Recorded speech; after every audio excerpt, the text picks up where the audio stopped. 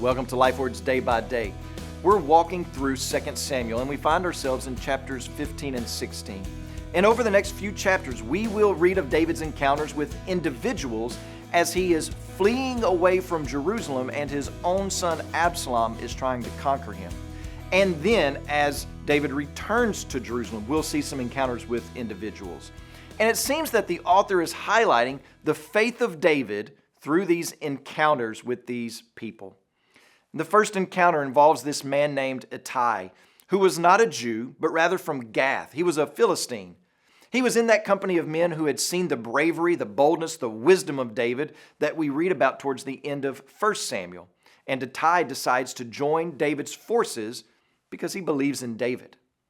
So as the household of David is marching past him, David sees Ittai and suggests that Ittai turn around and join forces with Absalom.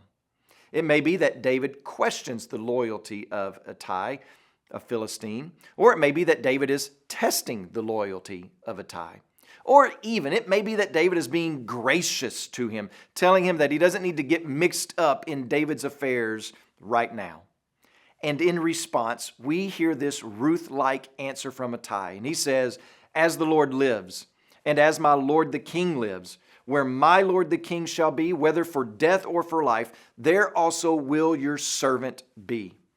Ittai, with all of his men and all of his children and all of his men's children, he's pledged his life to David. Well, why do we have this little episode? I can't help but think that we are to see that sometimes our greatest encouragement comes from unexpected people. Absalom, the king's son, has rebelled against the king. Ahithophel, the great counselor of David, has abandoned him. Many men of Israel have been led astray by Absalom, but Ittai, a foreigner, has pledged his life to King David. I can't imagine what this might have done to bolster David's faith. We all need friends, don't we, who believe in us. And sometimes the most loyal of friends come at the most unexpected time and do not look like what we might have imagined. And I can't help but wonder if you need to be that type of friend to someone in your life. As you pray today, please remember Marco Gaspar and his family are national changemakers in Portugal.